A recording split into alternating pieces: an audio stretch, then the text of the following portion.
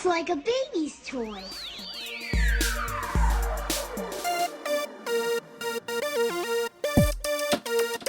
I'm totally Batman.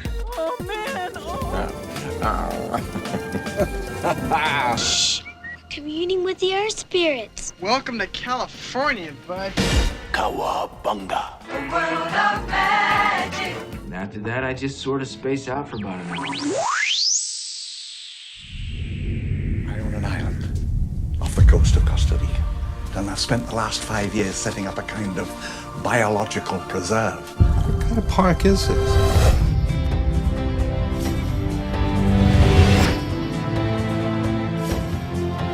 We've made living biological attractions so astounding that they'll capture the imagination of the entire planet. It's a dinosaur.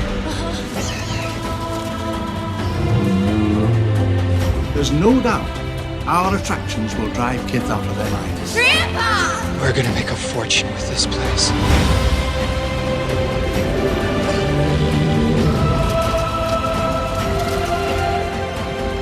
We're going to open next year, that is if the lawyers don't kill me first. What species is this?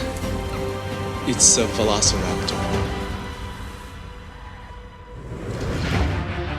The park will open with the basic tour you're about to take. Don't you see the danger, John, inherent in what you're doing here? Genetic power is the most awesome force the planet's ever seen, but you wield it like a kid that's found his dad's gun. These are aggressive living things that have no idea what century they're in, and they'll defend themselves violently if necessary. Dinosaurs and man. Two species separated by 65 million years of evolution have just been suddenly thrown back into the mix together. How can we possibly have the slightest idea of what to expect? Hey, what'd I touch? I didn't touch anything. We stopped. Anybody hear that? It's an impact tremor is what it is. Maybe it's the power trying to come back on. What the hell? Fences are failing all over the park. Are you hearing this? Shut down must have turned off all the fences. Fairly alarmed here. Hold on to your butt. Oh, no.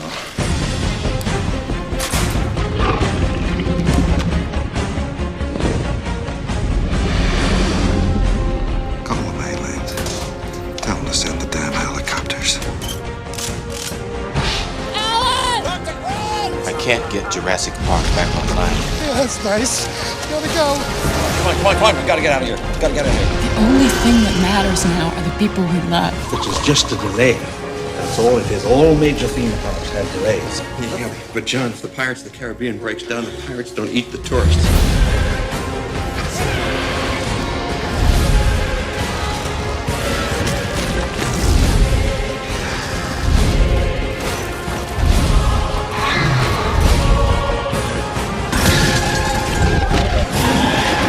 When we have control You again. never have control. That's the illusion.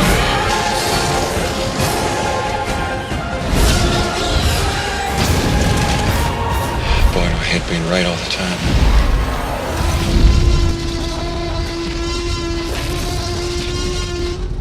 Hello, everyone, and welcome to the Secondary Heroes podcast. Hold on to your butts. We're talking about Jurassic Park. This is your host, Trevor, and joining me as usual is... Shooter! This is Prague. Clever girl. This is Oh my god, I almost called myself DeLorean Wolfgang. Nope, this is Alexander Wolfgang, guys. Nice. I thought you were freezing.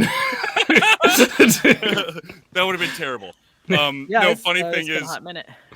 yeah, I was reading the book, or I was pretending to read the book because I turned open to a random page.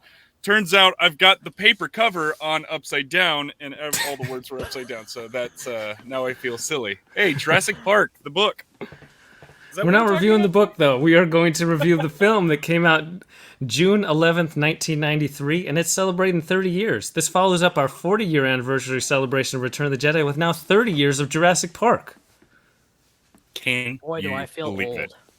No, I feel old. That's what I can't believe it. 30 years. Wow. Yeah, dude. Hey, well, I think we all can. I think we all remember when this movie came out, so it's not like I don't know. Well, that is a I good feel question. Do we all remember when this movie came out? Like Trevor, do you remember this movie when it came out? As it came out? I remember my mom telling me that she decided to take me to the film, even though it wasn't recommended, because I was 4.5, almost 5. I become 5 a month later, but I'm pretty young for the target demographic for this film. Could be a little scary. But my mom knew that I was a big fan of dinosaurs. Like, I have the dinosaur T-shirts, all kinds of dinosaur toys, and it's a dinosaur movie. So of course. I went opening weekend. I don't recall that at all. I was 5 years old, but I know that I went. Nice. Yeah. I guess you didn't realize it was a horror movie, technically. Brock, but yeah, that's fun. Did you go see it like opening weekend or anything? So I saw it opening weekend. I was pumped for this movie. I was counting down the days. I think this is probably the most excited I was for a movie as a kid, at least, waiting to come out to go see it. Because the billboards were everywhere. They're real simple. It was just the logo. You didn't have like nowadays where it's like everything. You see all the trailers that show the whole movie and the posters have like 500 characters on it. Like, no, it was just the logo. I'm like, that's enough. You know, you hear the dinosaur roar and you see the dinosaur logo. I'm sold. That's all I need. Put dinosaurs on the screen. I'll be happy. But they ended up giving us a masterpiece instead. So, but yeah, I do remember going opening weekend with my best friend in middle school, and it was fantastic. Great movie. Saw on the big screen and everything, and it was super loud. Fantastic. So that's what we're here to talk about. Well, and that's one of the things that they were kind of like that. I believe it was Spielberg with the movie. Sorry, you know what? We'll get into that technical stuff later. Myself, I don't remember if I saw it opening. I was only 8 when the movie came out. And, dude, I knew nothing going into this. I knew that there was going to be dinosaurs. I knew nothing. My parents read the book. And I'm really surprised that they allowed me to go see it, because I read the book as a 30-something-year-old. And I was like, there is no way I would have let my kids see it. But that's the thing, is like the advertisements and everything like that were so simple. You just had Jurassic Park. You showed a logo. You may have heard sound effects. Like, they did not market this like in a big way like we do nowadays. Like, nowadays, we pretty much know what's going to happen pretty much from start to finish in every movie that comes out now. Right. Back then, it was 5 different trailers through like on every platform all day long, nonstop. Yes. And back in 1993, we got a logo and maybe a dinosaur noise. Yep. You didn't know what it was at the time. Right. So it was very intriguing. And I remember having nightmares as a kid after seeing the movie, thinking, is a raptor going to come out of my bathroom and eat me? Right.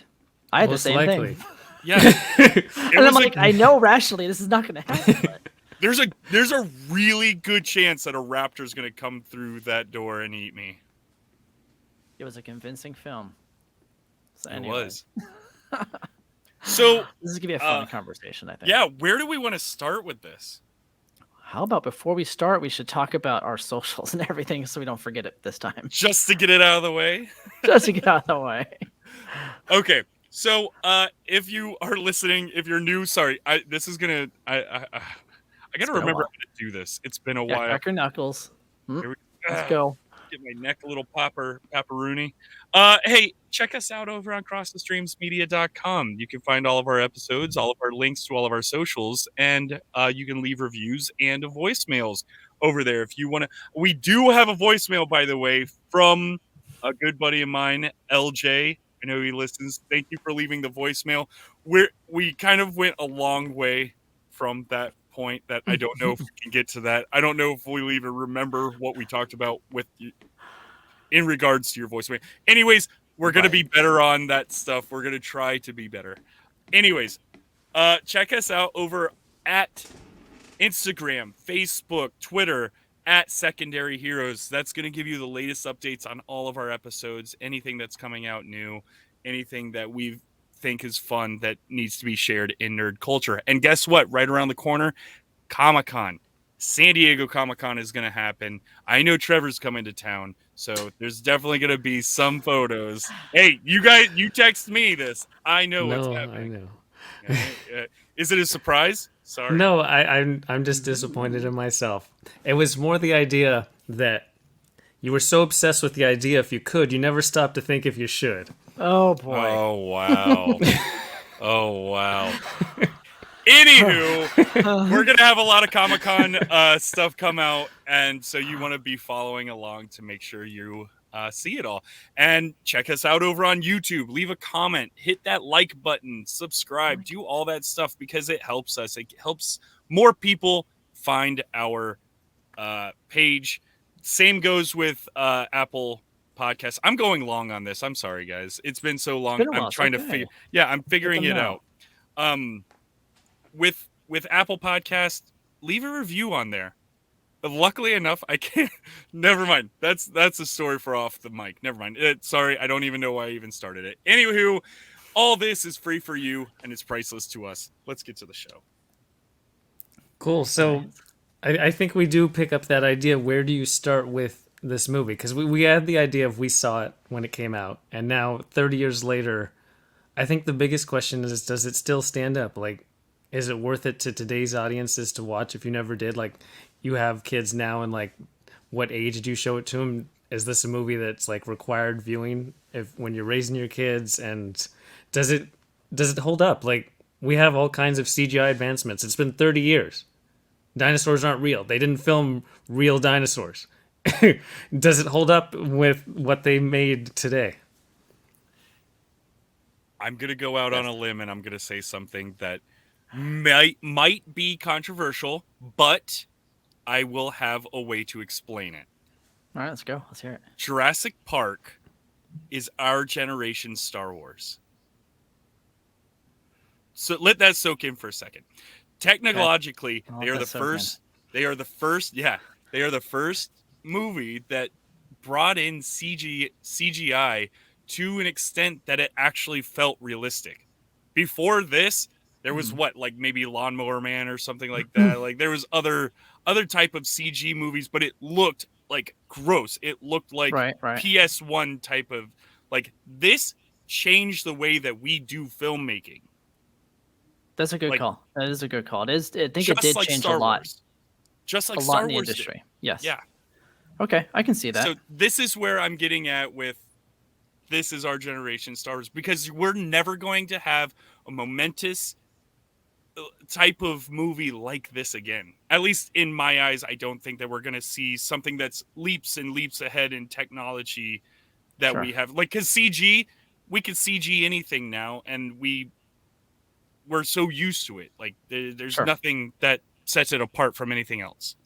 And I know they worked their butts off to get that T-Rex running looking perfect. Right. So, well, yes. and it was a great blend of having the CG meld beautifully with character creation, with puppets and stuff like that. So yeah, it was great. Yeah, I believe it was ILM. Was it ILM? Who? Yeah, for this guy. Yeah. Yeah. Yeah. So yes. So, yeah, that's interesting. Our generation's Star Wars. I mean, they kind of. I don't know. I guess I'm still kind of bridging that gap between the two. But yeah, I can see that. Well, look at the way that Star Wars changed the way that we film with blue screen, green screen, even yellow screen.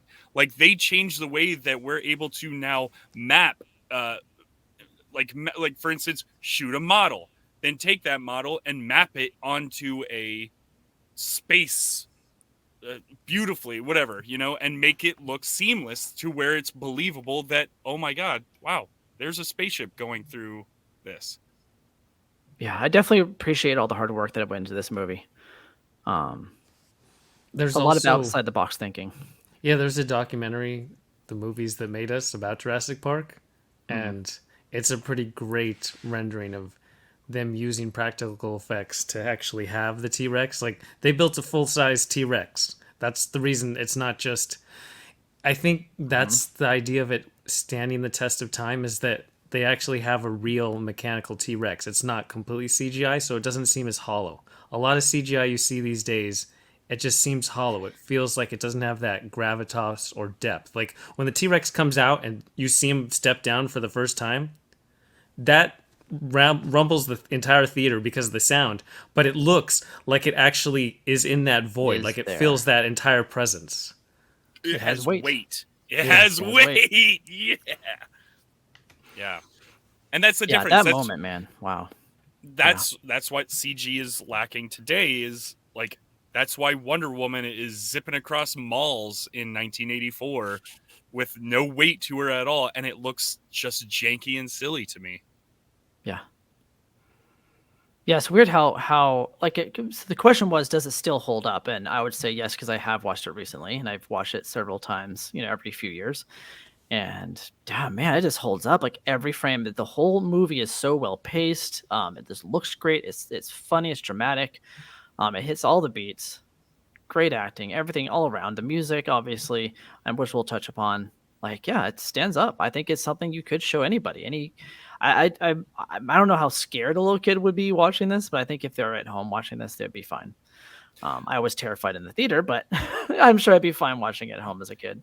I think I would love to test this movie out on my nephew. My nephew loves dinosaurs. He's 10 years old, loves dinosaurs. And he's not seen this movie. And he has not seen this movie yet. Here's the thing. He's seen scenes. Like, when he was younger, he used to love, show me dinosaurs on your phone. So we would sit at the dinner table and I would show him like scenes from Jurassic Park or from Jurassic World or whatever. And it got him excited. But he was still very scared of it. Like, it was a scary thing. Sure. And I don't know. It was just, I want to see what his reaction is watching it now. Do kids even have the capacity to sit through a movie anymore, No idea. I don't know. It's interesting, just that whole does it hold up too, because we've had so many follow-ups. Like, personally, Jurassic Park is my favorite film, and I always say that the follow-ups, they're more like fan fiction, where they're built on the same ideas, but it doesn't ever feel the same. And it's quite a juxtaposition watching Jurassic World films of all the CGI, like everything is CGI. There's no practical effects anywhere at all. And I would argue that Jurassic World looks worse than Jurassic Park. Which is strange to say, right? It's really sad. Later? Well, and that's where the melding of the CG with and the cool thing that they're doing in Jurassic Park is they're hiding a lot of the CG with being very dark, being in the rain. You're hiding these your limitations by darkening the scene by shooting everything at night. Well, it's filmmaking. Like, it's not like just telling your computer guys, like, hey, give me this scene. It's being a director and saying, you know what, we need to make sure that the lighting is hitting a certain way, or we shoot it from this angle to make it look real, or move the camera. It's all the filmmaker. That's why Spielberg is such a genius. Not that the other directors aren't great. It's just I think they sometimes will get lazy and be like, hey, let's just give this scene, mock it up real quick, and give it to some computer guys to render, which doesn't quite have the same effect. But Hollywood's never going to spend the money on making a full-scale T-Rex again. No, they're not going to. Not with days CG. Those days are behind us. They're making enough, but they're making their money back tenfold with a fully CG movie that they've got right now. So what would be the point in making sure that a couple 35 to 45-year-olds are happy with some with some puppets? You know what I mean? Yeah. I don't know. So back to the whole holding up thing, like we're talking about CGI, like movies when probably like my dad was a kid were all claymation stuff, and to them, like that was like, oh my God, that was amazing. And like we look at it now, it doesn't hold up. It's fun to look at, but like you can tell it's claymation. You can tell it's kind of janky in the way it moves. Like I don't feel that way when I watch Jurassic Park. Like I look at that and I say, wow, that still looks absolutely amazing and real. That's insane. 30 years later. That's a great thing that you brought up too, is that there was Jurassic Park was going to be stop motion. They had one of the top stop motion guys of all time come in and create. I mean, he already created a bunch of mock-ups. Mock-ups of raptors running full speed. And again, this is jumping back to the documentary that you were talking about, Trevor, where they pretty much went through the whole thing of, we're scrapping that. But the cool thing is they actually did keep him on. Yeah, we're scrapping all that stop motion stuff, but we're gonna keep you on, and you can head how things will look. Yeah, so at least they kept the guy on. Yeah, and he did a great job. Yeah, seeing the little clips of the stop motion of Jurassic Park, it's like there was recently posted the raptor sequence in the kitchen. Oh, that was fun, yeah. I mean, it's a really good way to scope your film too. Play it out, play with the shadows, everything. Back to filmmaking. It's like, hey, let's stage this whole thing and see how it'll look like. Even if you were to do it all CG, it's like at least you can see how the shadow is going to be cast on a certain creature effect, so it looks real in this environment that you're going to put it in. Yeah, and then you can take the dinosaurs out into Hawaii and see how the sun hits them at certain times of day and how the plants reflect the lighting onto them. It's not just a void area where it's all computer screens and it doesn't seem hollow or anything. Like just the volume. All the different dinosaurs they have. Like when the Triceratops is breathing and it's sick, it's full on prosthetic Triceratops that they made. When they go and see the Dilophosaurus, that's an actual thing. Like the raptors, their models are there. Once they're in motion, you can tell. But when they're like just right there, any kind of pose, like when you just see the Clever Girl's eye, or when they're posed like the little wedding raptor when she goes under the wedding raptor, the bridal raptor. Isn't that bonkers that like you said that and I knew exactly and we all know what who that you were is. talking about? Oh my god, that just took something that was a little scary and turned it into the most adorable thing. Aww. Wedding raptor. Oh my god. Just wanted to get married. Yeah. Here comes a raptor. I almost started singing that. Yeah. I think the other big takeaway is I just watched it for the anniversary. I literally watched it on June 11th. Just was like, this is a 30-year anniversary. I'm not going to watch it every year, but this is a big anniversary. So I rewatched it. And it's tough to decide what your favorite scene would be because I love so many. Like, it's crazy how many good scenes there are. I can almost recount the entire movie and be like, this might be my favorite scene. And it's like the whole movie. Yeah, sorry. Oh, whoops. That was the whole movie. So are we going to talk what our favorite scenes are right now? Yeah. Should we just do that? Why not? I mean, I already know Why what not? mine is, but why don't you go? I want to hear you guys' first. I mean, it's not only my favorite scene in the movie. It's probably my favorite scene I've ever seen in a theater in my life, and I don't think it'll ever be topped. Is when the T-Rex roared for the first time in the night scene. When he comes out and he just roared, like that was it. Like that changed my life. I was like, this is filmmaking. Like this is it. Like this is the peak. Like it was so loud and so scary that I close my eyes and cover my ears and I can still feel it vibrating in my chest. I could not escape it. There was no escaping this beast. It was the scariest and most amazing thing I've ever seen on screen. And then you have the whole scene itself just plays out masterfully because Spielberg is great with tension. He just keeps building it and he separates the kids from the adults. Like genius decision in filmmaking for that scene. This is great. And you film it in the rain too, which is easier to hide all the special effects and makes it look great. It makes it look more real. If you have rain on something, you have, all the different lights hitting it. So, and then of course the flare at the end. But yeah, that's my favorite scene. Even though Trevor said, there's many great scenes that I think that are just as great. But that one will stick with me to the day I die. I guess I could go next. Again, T-Rex, but this time at the very end. Another good one. The visual of having the T-Rex who just fought a couple raptors, threw them across the room, and then is standing there like a giant hero and just belting out, screaming for the last time, the hero shot, and then the banner that falls right in front of the... I'm getting goosebumps just saying this, dude. It is the most beautiful... Oh my god. I can't. It's like it's crawling all over me. I love it. That is the best. And it's hard to pinpoint just one. Yeah, no, like I'm trying to think and decide. Like I was gonna say the end sequence where it looks like the humans are in dire shape, where the raptor's literally jumping like And it's snapping at in them, yeah. mid jump, and the T-Rex comes and grabs him right then.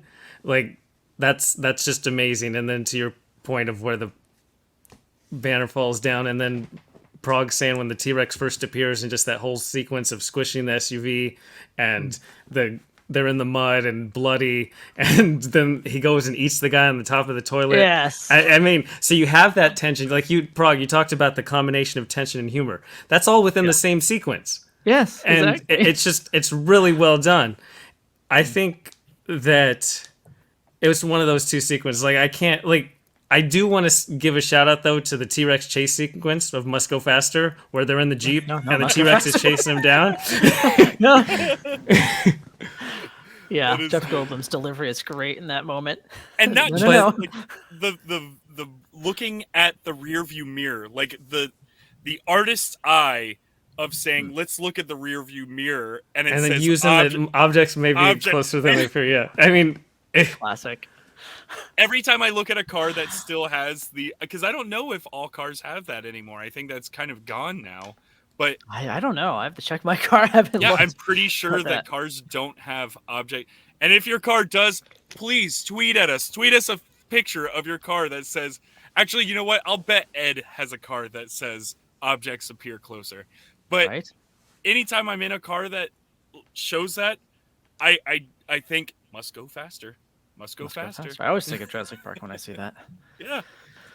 I mean, I do want to also give a shout out to just the first time we see the Brachiosaurus, the first time we actually see dinosaurs are real, because they talk a lot. It opens up, they're on the archaeology site, and then John Hammond's like, I'm going to take you to my park. And they're like, yeah, okay. Like, no one would ever fathom that there was actually dinosaurs there. And the way that Alan Grant actually, the glass is coming off and he tilts Ellie's head because she's not paying attention. And just, we get to see the Brachiosaurus for the first time, and the soundtrack comes in, the main song of the whole film, which is just one of the best soundtracks of all time. And it comes to chorus. That's a great moment. An amazing way to be introduced to dinosaurs. Oh my god, it really is. And Prague, I know that you wanted to talk about the music, the sound design in this whole movie with that music. Everything about it. So incredibly perfect. Like, okay, I know that I've always said Back to the Future is a perfect movie. I mean, this is right there. This is a perfect movie as well. This really is. I mean, it's flawless from start to finish, and I love it. Sorry. So we were going to talk about music, and then I just sidetracked into talking about how perfect the movie is.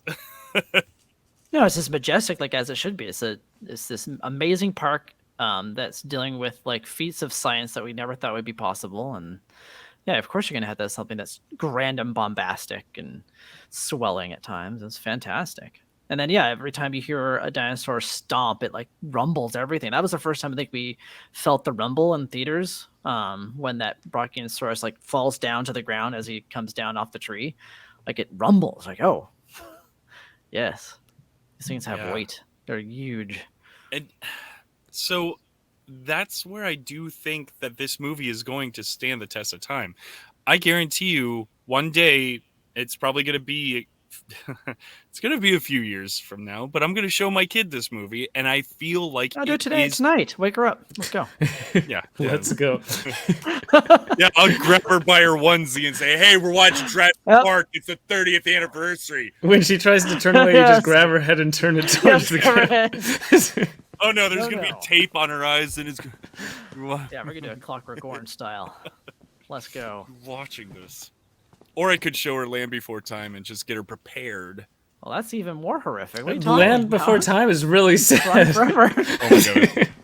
Very sad. Aww. Actually, I've been trying not to watch behind me on the videos. Okay, if you're watching on YouTube, yes, I have Land Before Time playing behind me on VHS. And I watch the grandparent die, and it's like, oh, that is hard to see. Petrie. Littlefoot. Yeah. Good stuff. Speaking of dinosaurs, right? Good movie there as well.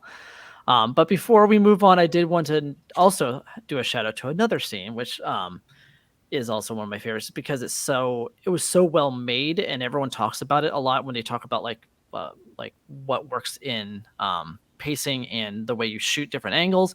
Is the kitchen scene with the velociraptors.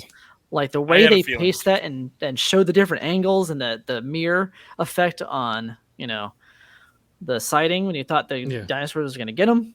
Bang! Like that whole scene is just fantastic. Peak horror.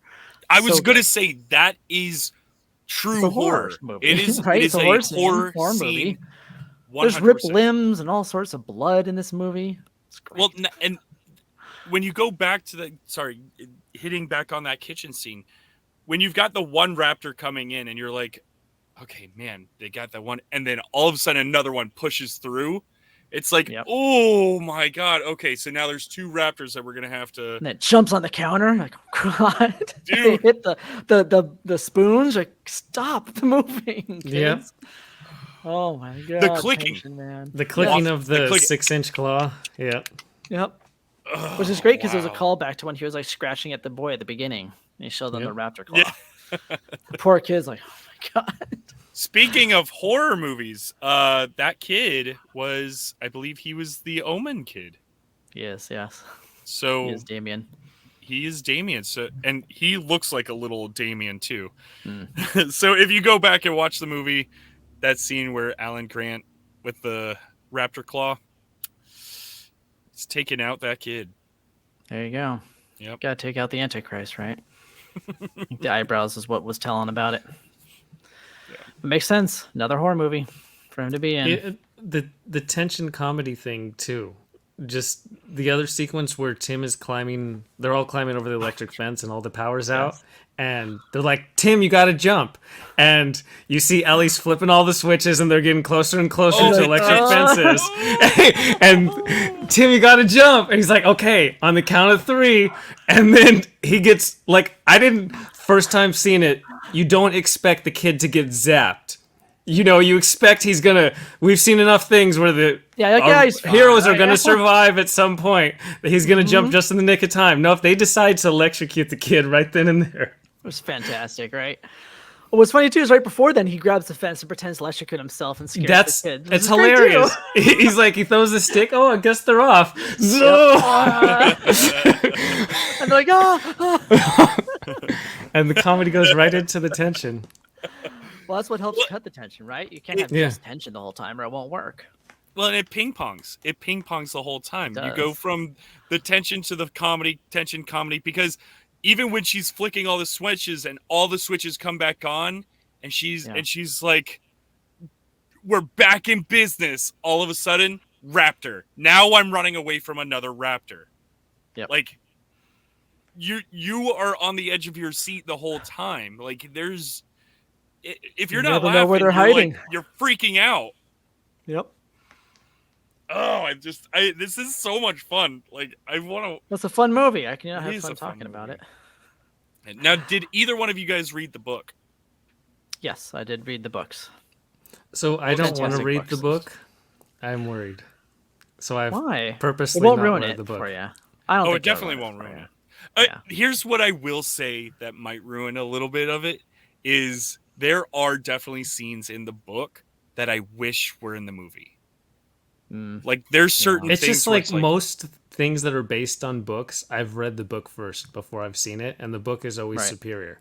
I don't know if I've ever seen the film and then be like, I'm gonna read the book.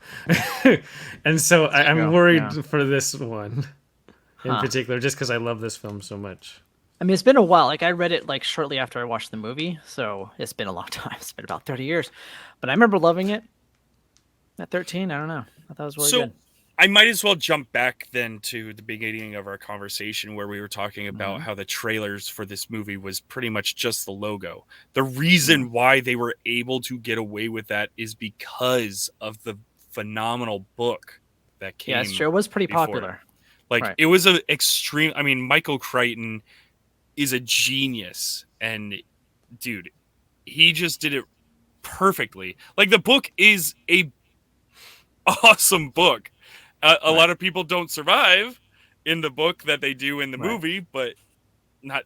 I don't know why I'm trying to steer clear from spoilers. But don't spoil the book. Are you going to read spoil it? Are you I'm probably going to read the book. Are you going to? I'll send you my copy. Some pretty big differences at the end. Or so just don't spoil anything. Listen to the audiobook. Well, I might just re-listen to, or I read it, but I might just listen to it because it was good, and it takes me forever to read anything, so it's easier to have someone read to me.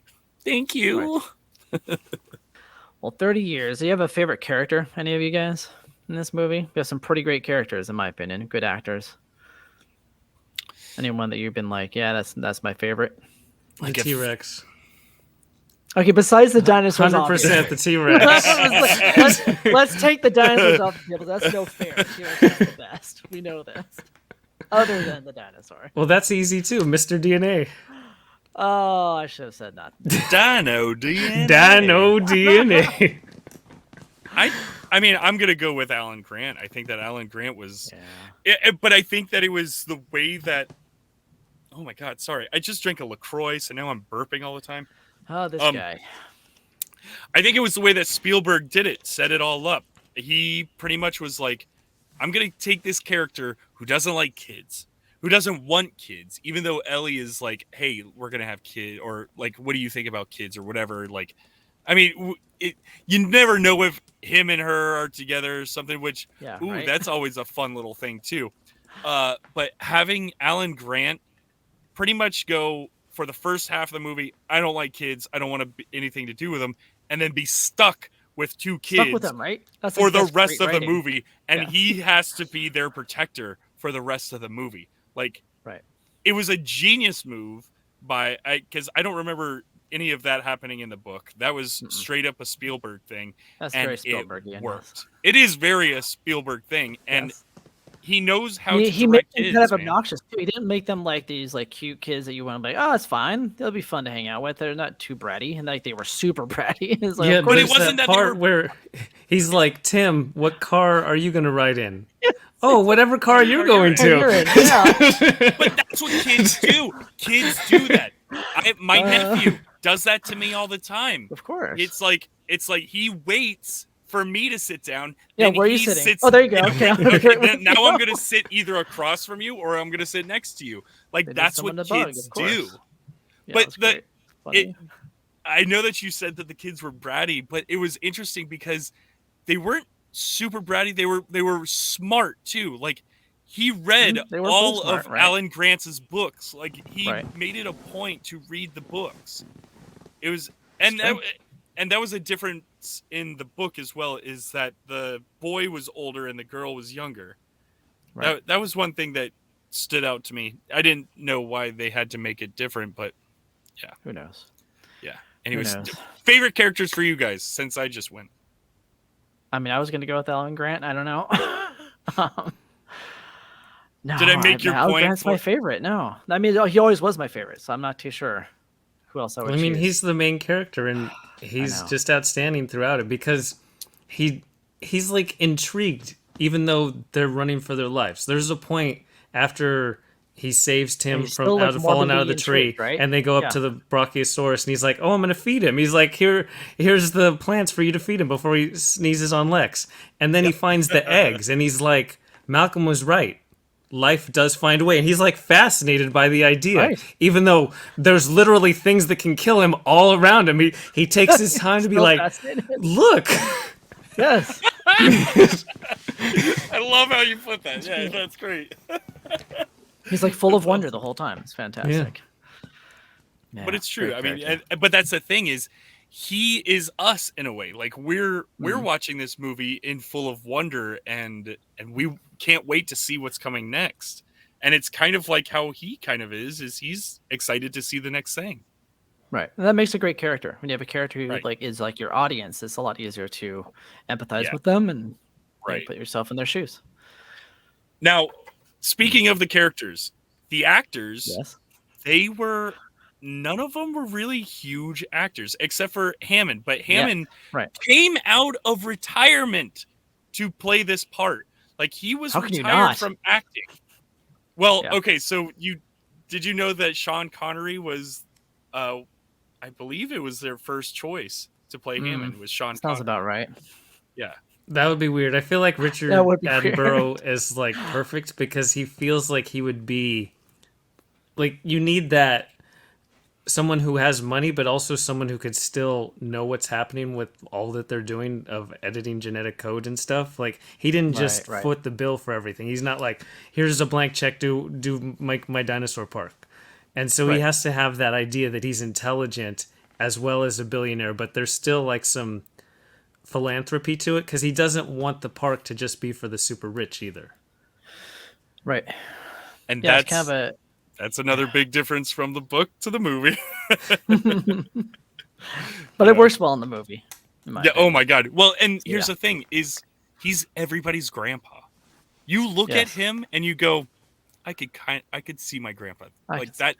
That's my grandpa right there. Like, he's adorable, but he's also like super smart and also super like into what he's doing. And a bit crazy. And a little bit crazy.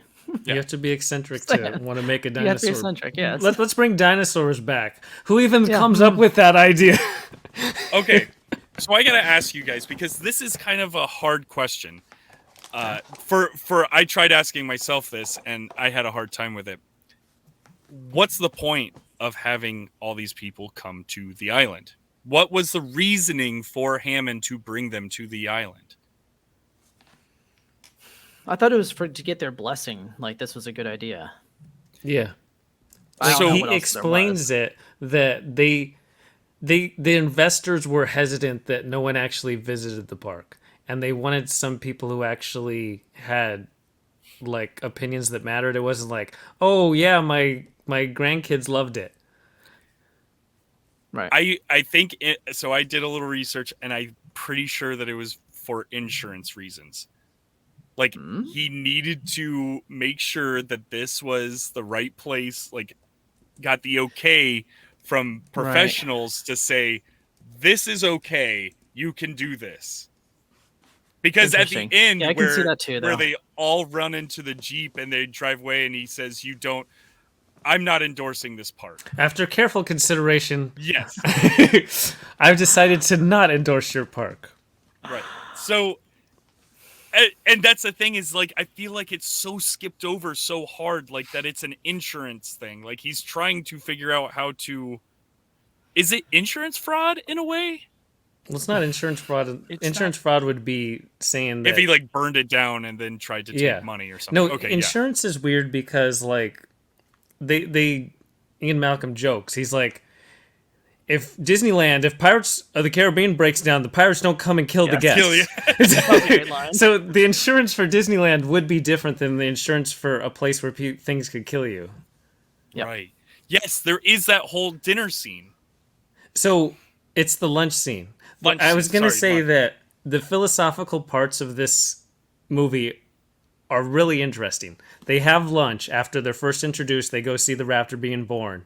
And then they have their lunch and they talk. And Ian Malcolm is just going on the idea of what chaos theory is. And it's the whole idea that you stood on the shoulder of gods. You didn't do any of your own work. You just took their work and you were so quick to monetize it and slap it on a lunchbox that you didn't care about what the ramifications were. That's where the line is. You were so obsessed with you didn't stop to think if you should. And it's just a really interesting idea because a lot of technological advancements, especially when you think of AI or anything that people are doing these days, people don't really think about the ramifications. A lot of sci-fi is based on the ramifications that people don't intend. You have the purest ideas like, oh, we're just going to make a theme park for people to enjoy and we're going to make it accessible to anyone. But you didn't think of what does it mean if you introduce creatures that aren't part of an ecosystem into an ecosystem? Like, just there's all kinds of aspects that they just didn't even think about because they just wanted to see if they could do it. They did it. They were able to somehow splice frog DNA into the genetic sequences they got from blood that was stored inside of a mosquito inside amber for 65 million years. Sure, science is fine, but now what? And they didn't fully think out now what, because even though he wanted to spare no expense, he literally had Dennis Nedry and that's it. For the entire back-end you need a whole infrastructure of IT. We hire one guy. And he also doesn't even pay him enough that the guy wants to go out and sell the embryos to another company, even though he said he spared no expense. That's where he spared expenses, and it caused the whole downfall of Jurassic Park. It. I was like, oh, wait, I did spare that guy. Dang. But it's just really interesting to talk through those ideas, because those ideas are never going to go out of style. That idea of technology is always going to be advancing. Technology is always advanced throughout human history, from fire to what we're doing today with all kinds of back-end computing. It still is the result, the goal, always fleshed out of what the complications could be. Because, like, when Mark Zuckerberg made Facebook and when social media was popular, no one thought that was going to make people angry and stupid and anonymous, and it would all just be this coalesced mess. You didn't think about that. It was about making money. And it still is about making money. It still is making money, and it doesn't matter what the ramifications are. We need the dopamine, man. I need Facebook that is pump. our Jurassic Park, and we are the Raptors. Wow. That was deep, man. They also have so there's only like there's 3 extended sequences of discussion. One is at the lunch, the next is when they're in the Jeep, and Malcolm drops the water droplets and explains what chaos theory is. Chaos theory, yeah. And then there's the one where... I never understood the droplets, by the way. The idea is that you don't know where the droplet's going to go. Right. I'm going to drop the drop in the same exact spot, but just on the, your skin temperature changes, the wind pressure changes, and it might go a different way on the hand. It's not going to drop off the hand the same exact way. I don't know. Every time that I've done that experiment, it's gone the same way. The drop goes the same exact way. Okay. Well, you weren't staring at Malcolm. You weren't looking into his dreamy eyes. And his that's fair. You need that element. That leather jacket of his. Yes. All black. And then it's got to be buttoned down as much as possible. Oh, yeah, absolutely. It's pretty much like half open. Very all the deep time. green. Anyways, you were getting to something. Yeah, so the third sequence is when the kids are lost and John Hammond somehow found someone to make dinner for him. He's like having soup at this long table there in like the cafe, and he talks about the flea circus. And that was the first thing I ever did, was a flea circus. And I'd have kids come, Mommy, look at the fleas. And that's when Dr. Sadler has to be like, this is different. People are actually dying in the park. You've created something that is real, but it's too real. Like, it's a realness that you didn't, again, intend what it was going to entail. You didn't think of how all of these things interact together. You put in plants because they look nice. You don't care about any aspect. Like, they found this island on Costa Rica, off the coast of Costa Rica, Isla Nublar. Like, what does that entail if you have any dinosaurs that do end up replicating or creating new dinosaur species by commingling? Like, dinosaurs had their chance. But it's just really fun philosophical ideas within, like, this is just should be a pure action adventure movie. It's a summer blockbuster popcorn movie. And they actually dive deep, and that's what makes this more, because think of how many summer blockbuster movies came out in 1993. There was probably one every weekend for the whole summer. I don't know any of those. So the funny thing is that I found a very interesting stat that came out after, it came out, whatever. You can look it up easily. After Jurassic Park came out, that was now the norm, is making big budget, action-packed, big screen movies. Before Jurassic Park came out, comedies were in the top 10 constantly. After Jurassic Park, comedies and that type of stuff were not even close to the top 10 anymore. Like number one, like top 3, top 5 or whatever. But comedies were like, God, what was it before Jurassic Park? Now I got to remember what it's just fascinating to me that like Jurassic Park changed everything, like movie making. We don't. Yeah, everybody hears Siri on mic. Speaking of technology taking over, Excuse me, I didn't quite get that. Excuse me. I'm gonna look up just top grossing movies of 1992. A League of Her Own was comedy. The top, yes. Yeah. And then you've got like Basic Instinct. You've got Home Alone 2. Comedy. This is not, and I looked up 1992. This was the year before. Right. Yeah. So changed now, a lot. Don't get me wrong. Okay. And don't get me wrong. Action adventure movies were always very popular. Batman Returns, number 1. Lethal Weapon 3, number 2. Sister Act was in the top 3 grossing movies. Sister Act. After that, you don't get a Sister Act anymore. You don't get that type of pull from a comedy You just anymore. don't get a Sister Act anymore, Just, you know? just It's think a about it. shame. Like, think of a comedy that brings people in droves. Yeah, you don't have that. No, the comedy genre died. But Yeah, that's long time also ago. a societal constraint. So Yeah, I just like 1993, Jurassic Park, The Fugitive, The Firm. I mean, you're not. Fugitive's a good movie. It's just very interesting stuff, though. Yeah. Very interesting that what we used to love and what was that like the pull for movies after Jurassic Park. You don't get that anymore. Right. Yeah. Yeah, you got to have that experience in the theaters. You can't just have a comedy. It has to be something that you really experience with the whole crowd. it makes it worth going to the theater. Right. Like that's kind of, we're really emphasizing that these days. It's one of the problems that Pixar's having of going straight to Disney Plus or any things that gone to straight to streaming. People are like, I'll just wait a couple months, and is Especially it when worth they going announce to the it. theaters? Yeah, Like, hey, it's is coming it to worth digital. Like, stop going to saying the that. theaters? And that's Yeah. it's a tough. A lot of people are saying no, it's not. And the movies that are getting people to the theaters have big, gigantic IP. That's it. Yes. Okay, so I might have been quick to. There are a few that jump in there. Liar, Liar, Jim Carrey, but that's in like '97. That was more the resurgence, I guess. Funny thing about that, right above Liar, Liar, Jurassic Park, Part 2. The Lost World. Yeah. The Lost was World, yeah. number 2. Okay. Yeah. That makes sense. Anyways, but like there are like Toy Story, for instance, that was in the top 3, but I feel like that was something different that not a lot of people have ever seen before. A fully CG movie. Sure, it was a whole different thing. It makes Yeah, sense. it was a totally That'd be different big. thing, but yeah, because that again, I guess Toy Story that changed a lot for cinema as well. Yep, whenever you have a game changer. Yep. And it's interesting stuff. I don't know. This type of stuff, these type of conversations are very interesting. Especially I because mean, now we're- you have the benefit of time. Like, you can't tell what movies are going to be influential that came out in the past 5 years. Yeah, you don't You really don't know.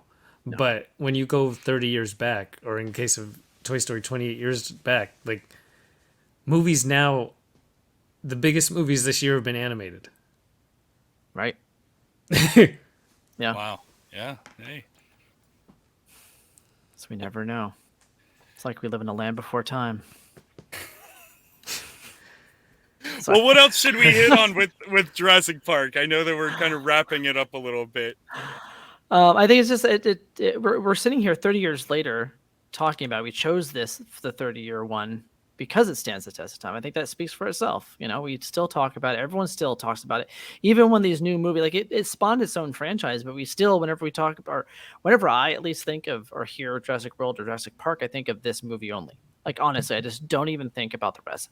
And it's not like all of them are bad. Like, I had fun watching some of these other movies in the franchise, but like, it's always been this one. Like, this one is so good. It's staggering above the rest.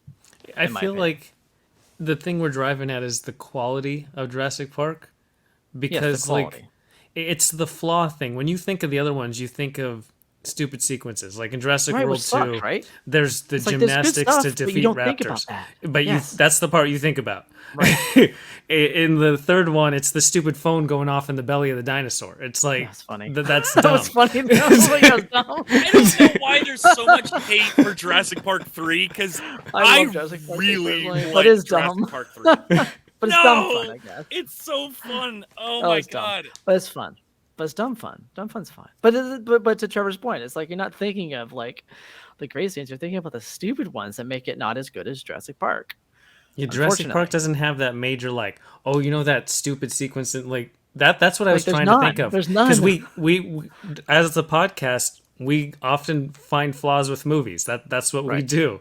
And this movie, it's extremely difficult. Like, there's some logical jumps of the science behind it. There's some interesting decisions that are made by characters, but it fits into the characters, like, their motives. You understand why they make these decisions. It's like, I wouldn't make that decision in the same person or in the same place, but I understand why this character would make that decision. Right. Like, there's a famous like video, the clip that's gone around the last few years of like the scene where she couldn't reach the gun and the two kids are just sitting there not helping. It's like, you could have pushed the gun and given it to her. Like, little things like that. Like, that's really nitpicking though. Like, you have to be someone who have watched these movies a lot and really paid attention to that. But those kids are selfish brats, so it fits with the and characters. they are. So there you go. Exactly. They were scared. They didn't know what they were doing. Yeah, of course. I mean, just even that computer sequence, though, that somehow it has like a graphical user interface to fly through all of the things in the park. And she's like, I do this at home. And she called herself a hacker. What? This wasn't hacking at all. It's literally just dragging a mouse and it went to like electrical fence or door locks. Oh my God. Look at that coding skill.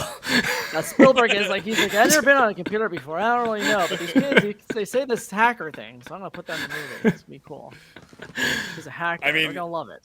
If I could find one thing about the movie that bothered me was, and it sucks that it's my favorite part of the movie, the T-Rex going into that the lobby.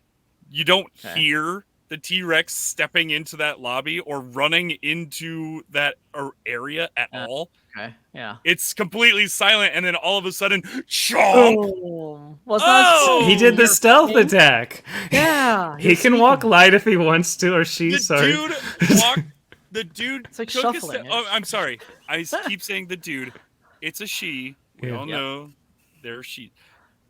She took a step in very soft mud, and the camera was shaking. You're going to tell me that this thing is tiptoeing on tile? Yes. Yeah. Well, I mean, there's a sequence with the Gallimimuses where they're running through, and the T-Rex does a very similar stealth attack. Like, I don't know he does. how the T-Rex is based on, but like jaguars and any kind of like big cats, they're very good at that. I don't know if T-Rex can pull that off, but it's definitely a predatory advantage. Fair point. Yeah. So I don't know. You know? But I don't even know why would the T-Rex go to the lobby? Like, it looks like there's plenty of Gallimimus and various kinds of things to eat. Why is it going to bother going to the lobby? He's mad at those kids, man. I don't know. He's like, I gotta get them. Tracking them down. Yeah. The part that gets me is the glass from the SUV where the kids hold it up. This gigantic T-Rex is coming down with like thousands of pounds of force, and the glass is gonna hold. I mean, they're holding it all the right points, so there was no pressure point, really, if you think about it.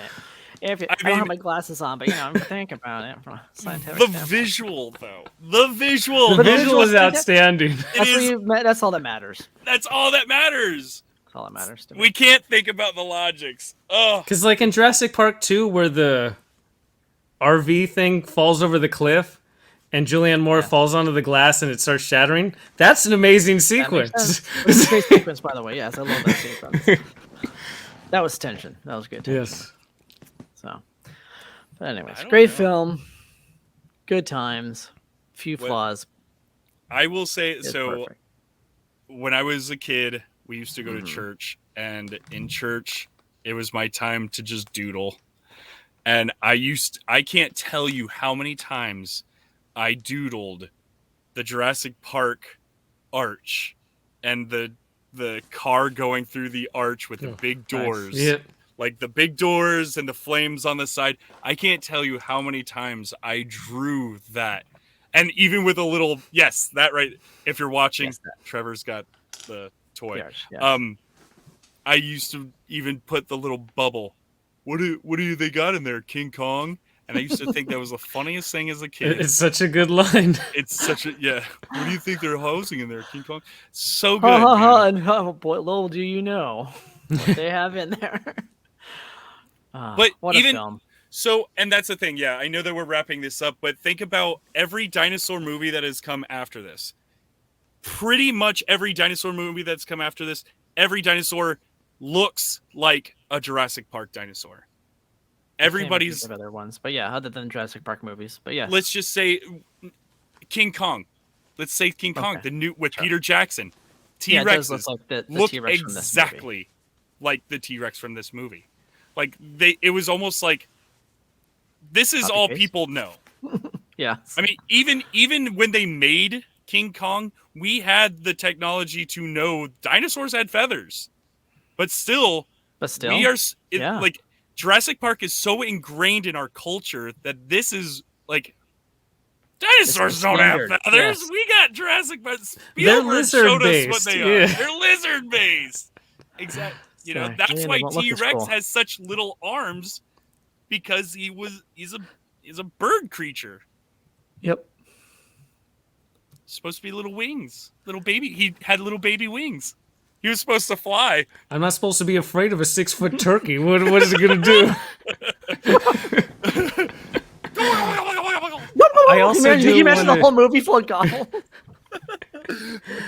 Thanks, killing Jurassic Park.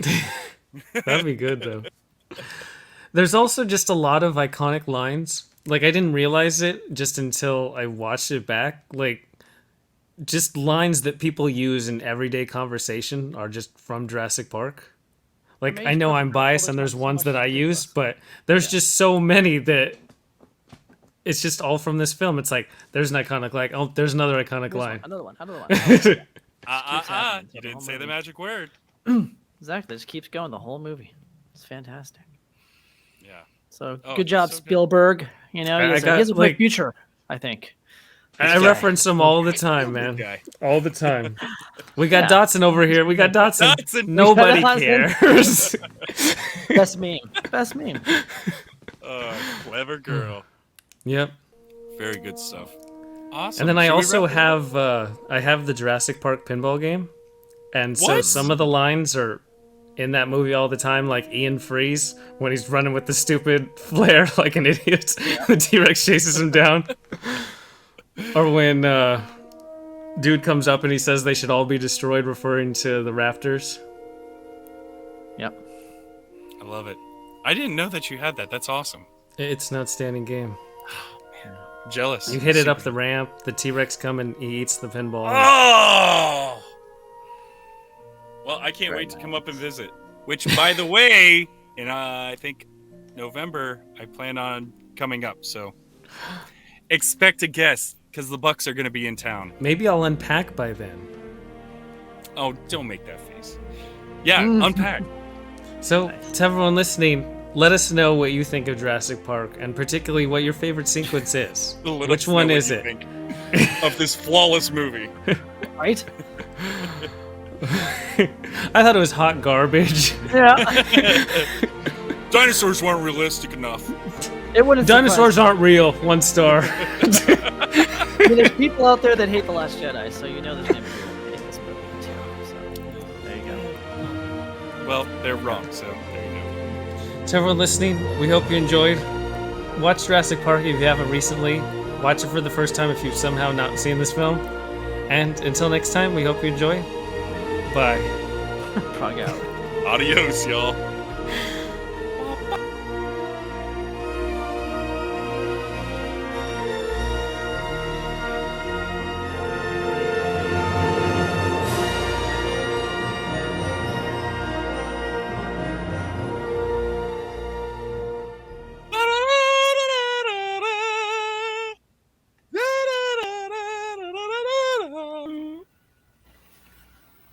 Where's the video?